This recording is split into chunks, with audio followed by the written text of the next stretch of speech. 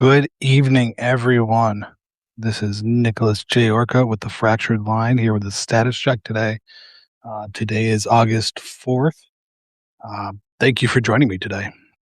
I hope everyone's had a good couple of days. It's been a while since I've been here with everybody.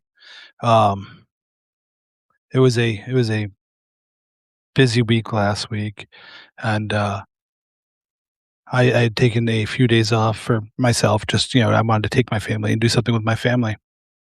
Um, and so I had gone on vacation. And it's funny because while I was on vacation, I think I may have actually done more work than I do when I'm not on vacation. Um, Simply because we had one, we went to Pittsburgh and we had one hotel room. And if anyone here, if your parents, you understand this, sharing a hotel room, and it's, one hotel room, we had a master bed and then the couch pulled out. But sharing a hotel room with two children, that is not a parent's vacation. That is a very long day for anybody. Um, it was a great time. My kids had a great time. They loved it. Um, but it was definitely me sitting there trying to work with the children. Actually, the funniest part about the entire vacation. So we're in the hotel room, and the hotel room has just TV, and I don't have cable TV. I don't know many people that do, especially with kids nowadays. Cable TV tends to be one of those things that's gone the way of the dinosaur, right? So so at the hotel, they don't have the streaming services already, like we were trying to sign in, the internet was terrible. And so my kids had to settle for using just the cable TV they had. And one night, I forgot what movie it was they were watching, but they were watching, and it's gonna bother me that I can't. Oh, it was the one with Remember Me. Oh my god, I can't remember the name of that one. But the one with the kid who's the skeleton goes, it's a great movie. No, not Encanto. Either way. Anyway. But they're sitting there watching it, and it's a movie that was on the Disney Channel, and it kept going to commercial. And what's funny is they would go to commercial and they would get really upset that it would go to commercial. And I realized that my kids have no concept of what watching broadcast TV is. My kids don't do it. Um, it's not a common thing anymore. It's just wild to me that concept is so bananas. I grew up, we didn't have cable when I grew up, but we definitely had we had the rabbit ears antenna, and I could tell you the complete broadcast lineup for everything that was on from the moment we got home from school to the moment it was time to go to bed, because that's how it worked, right? That's what life was like. And now these kids they don't understand what commercials are, and just bananas to me. It's bananas to me. Um, so I came back and when we got back that Saturday was the anniversary of my partner and brother Jesse's death. Um, so I felt bad actually at first because I didn't even I know I remembered the day of his death. I didn't realize that Saturday was August 1st. Um, and Tyler was the one who had texted me and had said, "Hey, we have to do something for Jesse." And I was like, "Oh shit, it's August 1st." Um, and it's a difficult time of year. This time of year for me is difficult. Um, this is also around the same time of year that when I was younger, I was probably 20, 21. My best friend from high school growing up, Mike, he'd committed suicide the same time of year. So I've lost a lot of friends in the month of August, and it's really difficult. It's a hard month for me. It's kind of like it's that blue month, right? It makes it difficult for me to be able to look on the bright side of things. Um, and then, there's some other stuff going on, with, on with the whole job front thing, but it's been a lot. And so I apologize ahead of time because I did take some time off. I did need to not step back from what I do, but I needed to at least take time away from the camera, basically. Um, and then, disappointingly enough, when I came back, I found out that there were a significant number. I think it was like 3 or 4 creators that I know who were suspended by Substack. And as strange as this sounds, I had been suspended by Substack a while ago.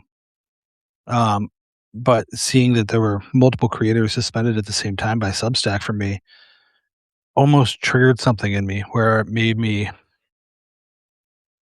hesitant and nervous to do anything if they're going out and suspending people again. Um, it becomes really difficult.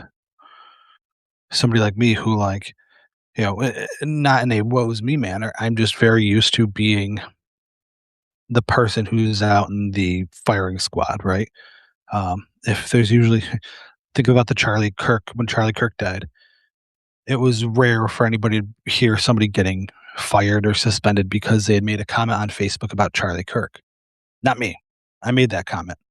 Um, I worked at a place where people would often put up how they thought Biden was a piece of shit or he should die and all this stuff.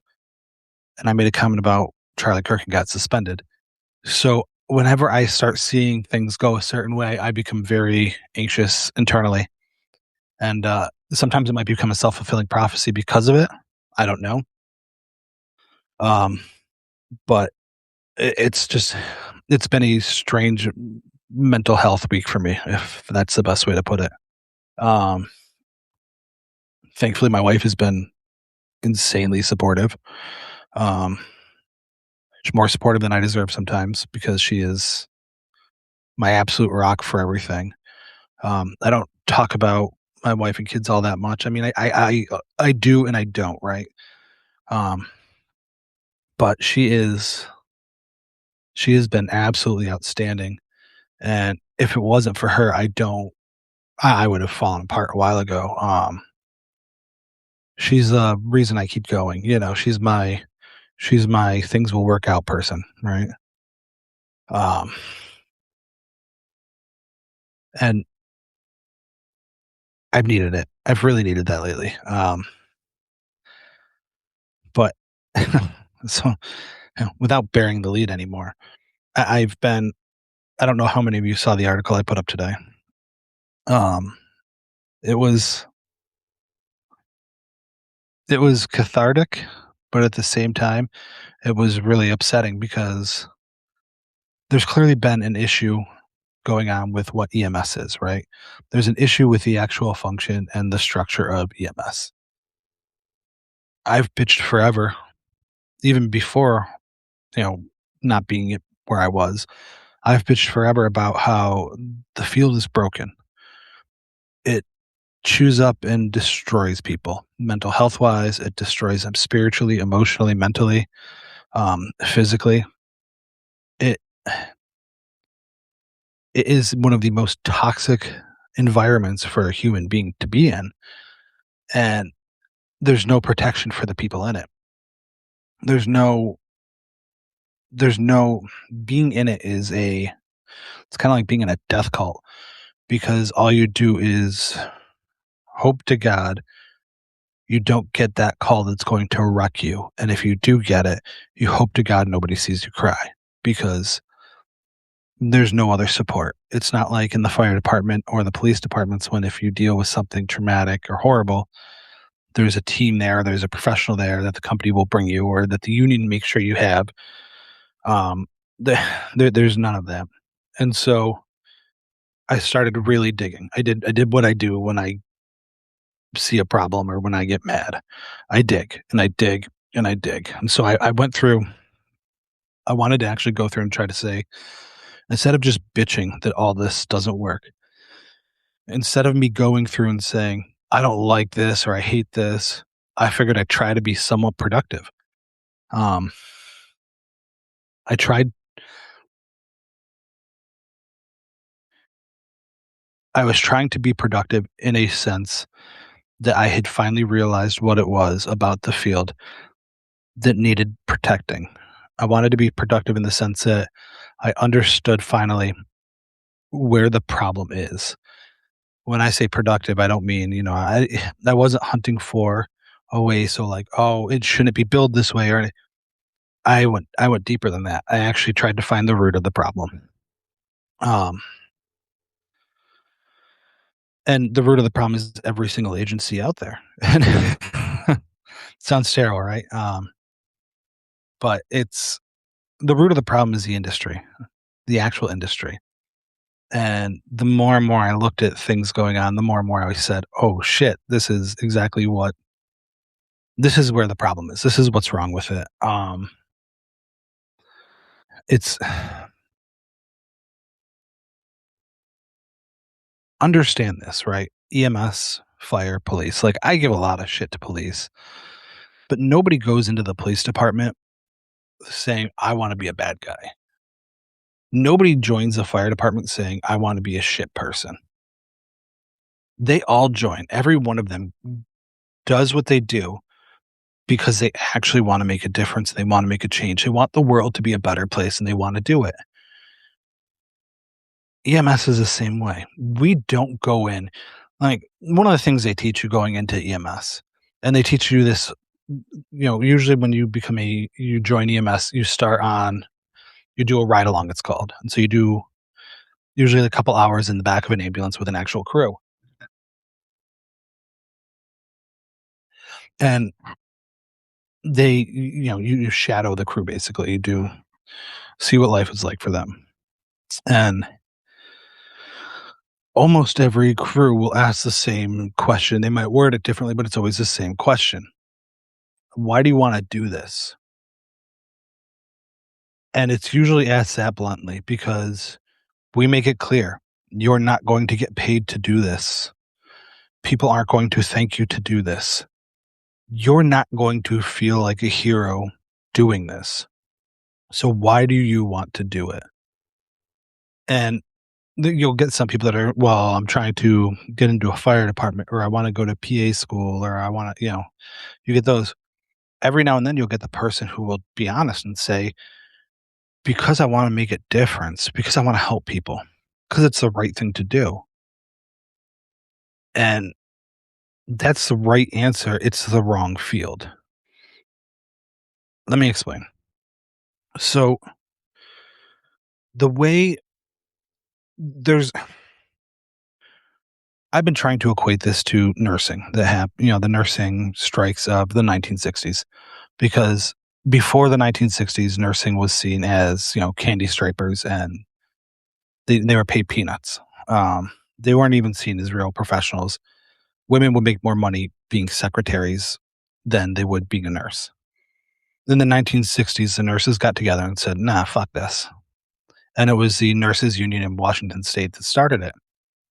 And what they did, and like this is like the part that was so outstanding. What the nurses union did in the 19 I want to say it was 1967 off the top of my head. They gathered, like, in one night, out of like 1,500 nurses in the state, they gathered 1,200. Didn't matter what hospital, it didn't matter what doctor's office or where they worked or what floor, they were all nurses together. And they used that power together to actually unionize and form a collective identity and a collective form that started the gears rolling to get them that professionalism that they have now.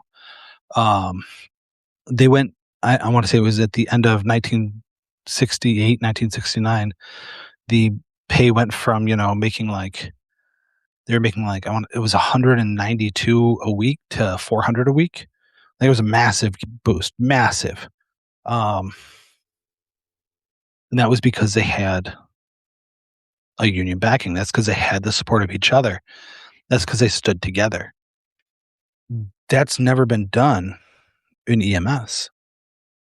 Um, it's it's been tried, and I have a little bit of a speculation here. So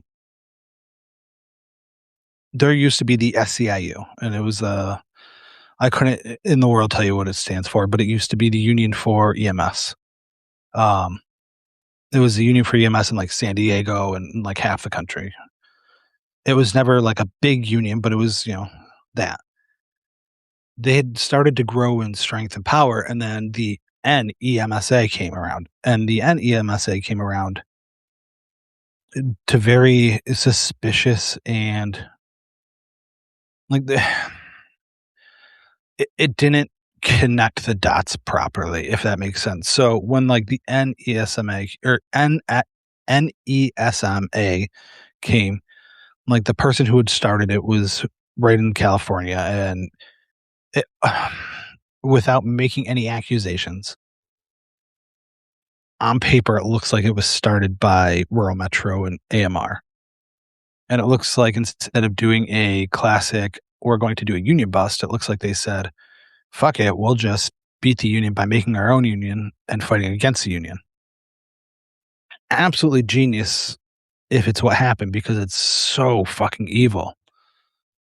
But but because of that, there's never been a there's no solidarity with EMS. The workers aren't connected. No matter what agency you're at, we all know we're connected, but we don't connect, if that makes sense. And I was like, well, there's got to be. I was like, there's got to be some form or function out there that's actually tried to protect EMS. There's got to be somebody out there that has tried to advocate for us in government by lobbying or something. And so it's the American Ambulance Association I found. And I was like, oh, okay. American Ambulance Association, the AAA. I'm like, all right, let's see what they did. They spent money to make sure that they could get agencies better paid from Medicare and Medicaid. They spent money to exclude ambulances from surprise billing.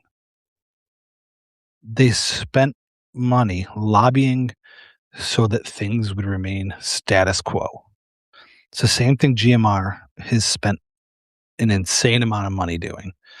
And this is not speculation. These are things that I have found. The money is there, and it is insane.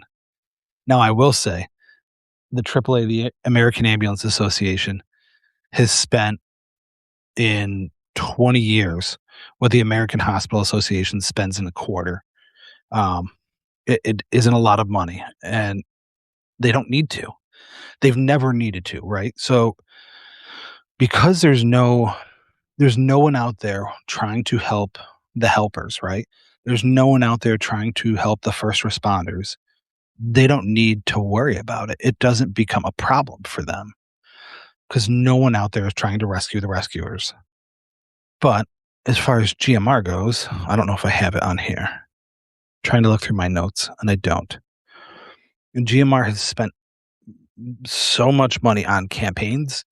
The big thing they do is they like to buy airspace on radios and things for Republicans that are being primaried, things like that.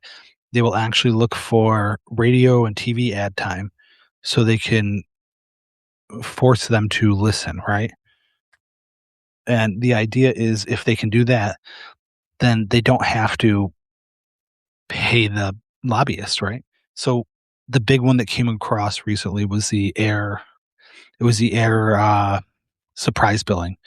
And so air medical was a big part of the surprise billing package because, surprise billing was a huge problem. It's still a huge problem with ambulances.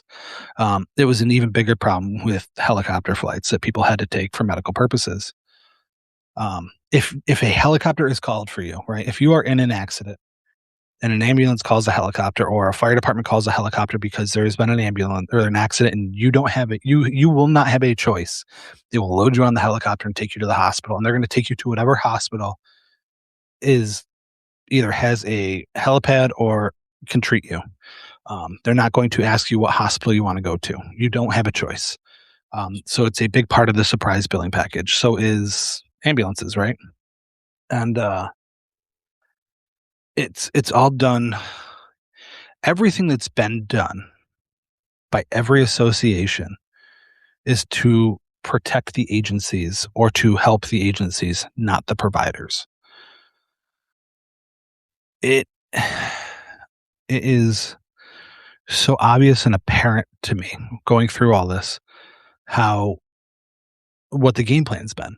Game plan is keep EMS separated, keep them, they're treating EMS and GMR, AMR, all these big companies, even these little companies are treating their providers like McDonald's employees. And this isn't a knock on the McDonald's employees. I'm not trying to insult people who are McDonald's employees.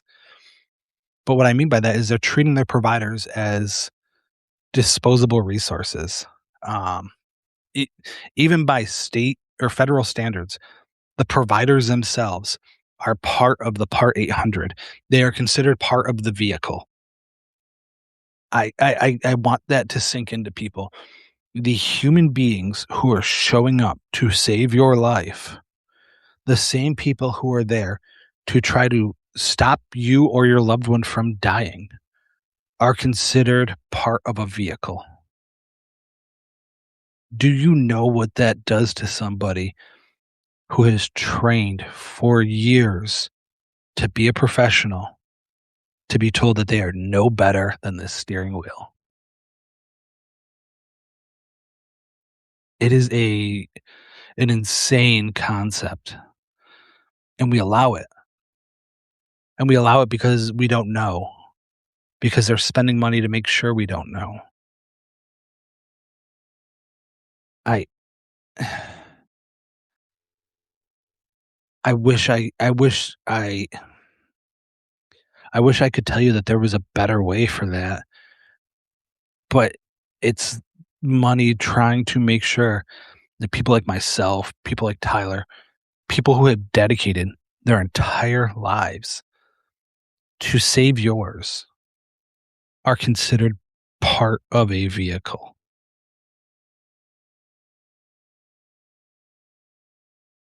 I have saved children. I have saved children. I've birthed children. I've delivered children in the middle of a street because it was my job, and I am part of the vehicle. It it is one of the most insulting things to find out, and had I not done what I've done, had I not gone into the research I've gone into, I would have never known that. I would have never been aware of that because the agencies and companies aren't gonna tell people. These places that are making money off of providers aren't gonna tell them.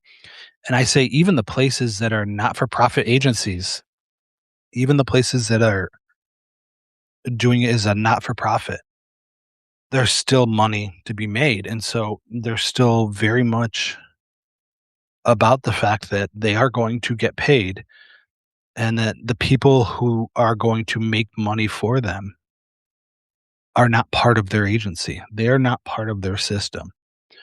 They are simply there to do the same thing that the tires on the ambulance do. They view us the same way they view a fry cook. They view us the same way. It's if you go to a GMR facility or an AMR facility, they have giant office buildings usually. They view the paramedics the same way they view the janitorial staff, just part of the scenery, just a means to an end. And for some reason, we are okay with it. And I always said, I've always been critical of the fire departments and the police departments. And I think after going through all this and finding what I did, I figured out why I've been so critical. So there was always the statement, first responders are in this together, right? We are we are one family. Well, if we're one family, if you count on me to keep you safe, if you count on me to save your life, where are you for me?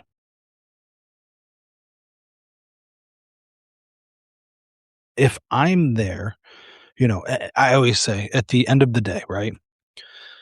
When shit hits the fan, when the police are on a call and shit hits the fan, they don't call the police. They don't call the fire department. They call me. When the fire department's on a call and shit hits the fan, somebody's hurt and dying, one of their own are hurt and dying. They don't call the police. They call me. They know that I will be there to do my job. They know that any paramedic is going to show up and we are going to work harder than anybody they have there to save the life of their guy because it's part of what we do. It's part of the agreement, right? Where are they for us? You know, I had said a while back that the police don't give a shit about EMS.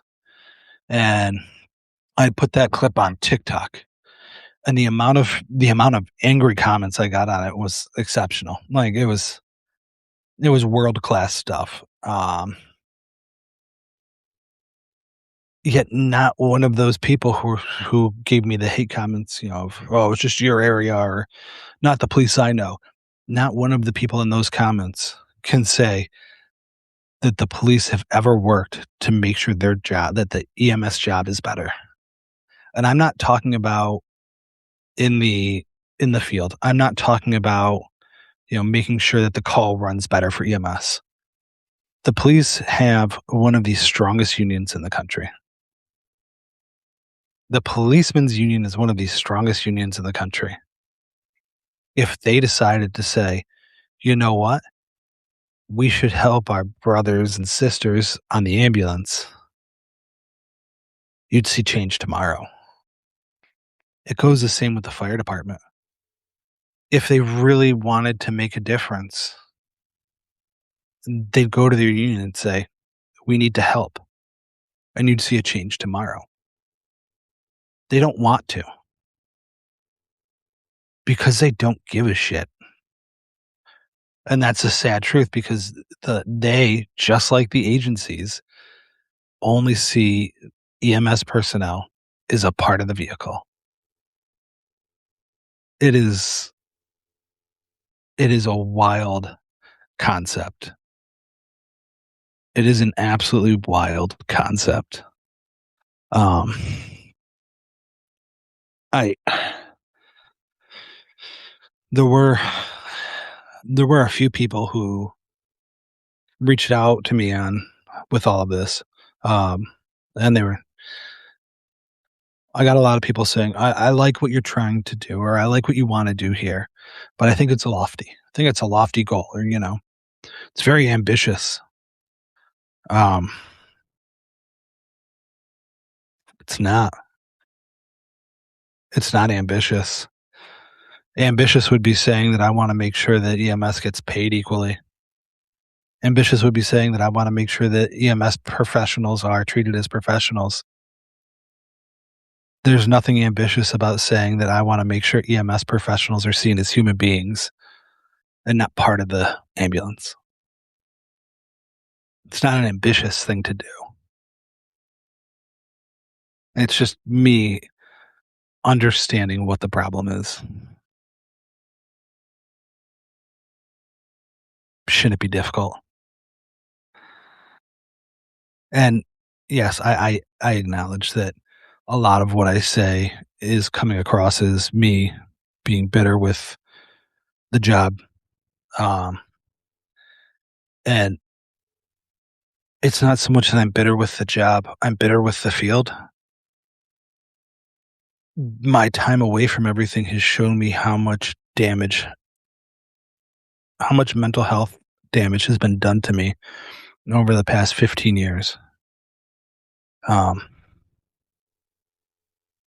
it's shown me how much I was expected to handle because it's what we're supposed to do. That is that is a part of this that I think I've tried to explain to people and they don't understand. When you're in a job like EMS, and the same could be said for fire, police, I could say it for emergency room nursing, it changes the chemistry of your brain. It does. You live in a high octane, high emotional standpoint, and you dull out everything else because you have to almost learn to disassociate while operating at 150%. It changes the way you think about things and it changes the way you perceive the world, and it's not good. The difference is nursing, police, firefighters. Their profession gives them professionals to talk to. It gives them people who they can actually refer to and have in their corner to interact with and to get them through these. EMS doesn't. Um, I was talking to my sister the other day. My sister's a medic, and we were talking about how there's a we were talking about a lot of this and how, like, in EMS you're taught that the agency comes first. You represent the agency. You are the agency. Um, it's drilled in your head that you have to make sure that the agency is above you. And she had read the article I had done the other day about, you show up to the person yelling at you while you're trying to take care of somebody who's got shortness of breath. And instantly she goes, "Oh, I know this call." She goes, "I've been on 100 of these." I go, I know. We all have. But I was talking to her about this and she goes, "I'm your perfect example." And I said, "What do you mean you're my perfect example?" She said, she goes, "I went into labor while on shift." She was on she was on shift and went into active labor. And she had to it was left to her responsibility to figure out what to do with their ambulance. There wasn't a plan in place. She tried calling the supervisor who was sleeping, didn't answer. She had to figure out what to do while she was actively in labor, water broken.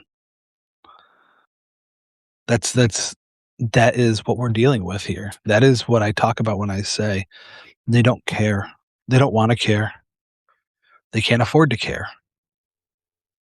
Because the moment they care, we become people.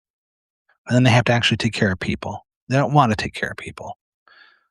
It's way cheaper to get a mechanic than a therapist. Way cheaper. You know, I, I've been so the night that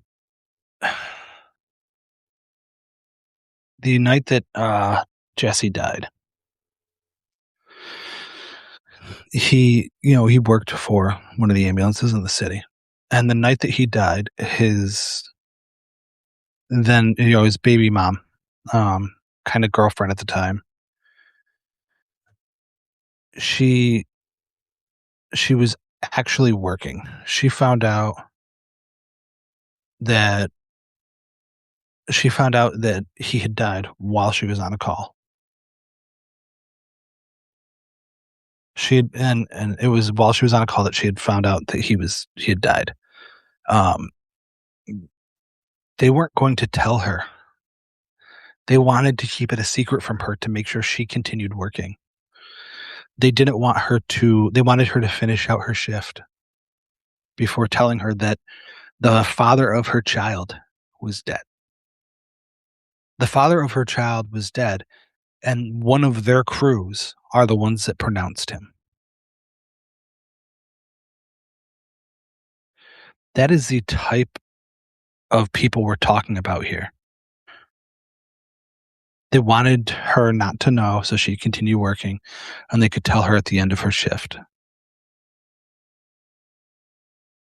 Under what circumstance would your boss hide from you that your significant other has died, especially when they had firsthand knowledge because one of them was there?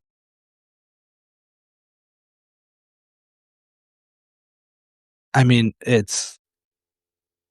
I the villain's clear, right? When a company will let somebody when a company will actively work to keep somebody in the dark about their significant other dying so they can finish their shift, the villain's already named itself, right? And this isn't new to AMR. This isn't new to GMR. This is how Rural Metro has always been. This is how corporate EMS has always been. This is what they've fought to keep. This is what they want. One of the things I found going through all the research was I was amazed at how much had been spent to fix the way billing worked for EMS, while at the same time, nothing had been done to get EMS out of the Department of Transportation. Because that in itself tells me everything. That in itself should tell us all everything, right? If your only concern is about how you're going to bill the person who you're going to their house and not who's going to the house, then you don't care about the person going to their house. I mean, and as far as the government's concerned, ambulances only they bill mileage. There's a set rate and then they bill mileage. They don't bill for the providers. If you want to break it down and you want to get technical about it, all the medicine you get on an ambulance is free.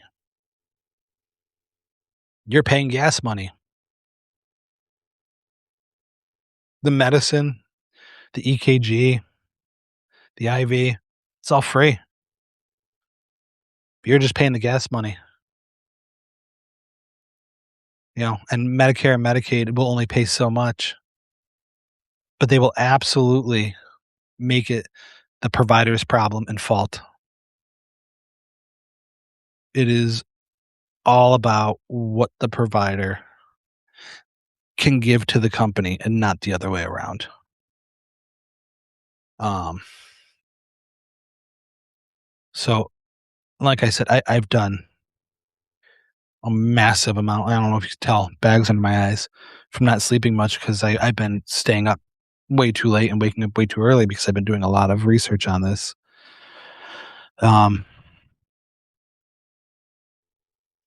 One of the things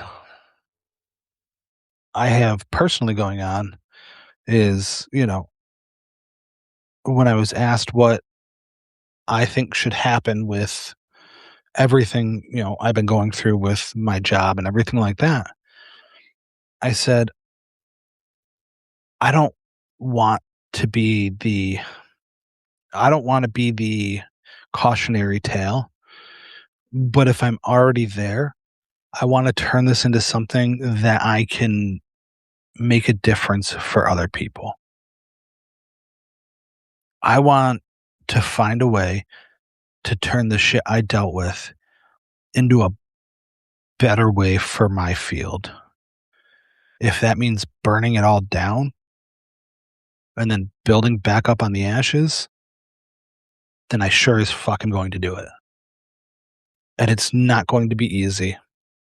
I don't know if you've all noticed, I've been kind of hitting harder on the whole paid subscriber part because I'm part of the paid subscriber part is the fact that it's been hard to do what I do normally without the income as a paramedic anyway. Um, I'm going with the income I make from this, um, and so it's been very difficult. So that's why I've been pushing on that, PBS style, the funding of us all kind of thing. But I hope to basically be able to announce eventually my plans going forward with everything where I'm not just going to be a voice making noise. I have way more plans than that for this. I have to at this point. I have to. I have to do something more because everything that's happened so far isn't enough. It isn't enough. And I I am done. I am done making excuses for places that find it acceptable to have somebody who just lost their significant other work and not tell them because they don't want them off the road. I am done finding excuses for agencies that make women who are in active labor continue to run calls because they don't have a plan in place. I am done making excuses for agencies that harass and give a hard time to women for needing to breastfeed or for having to pump. I'm done making these excuses for these places because I will be the first to admit I was brainwashed by the system that I was taught the agency comes first. You make the agency thrive and you will thrive.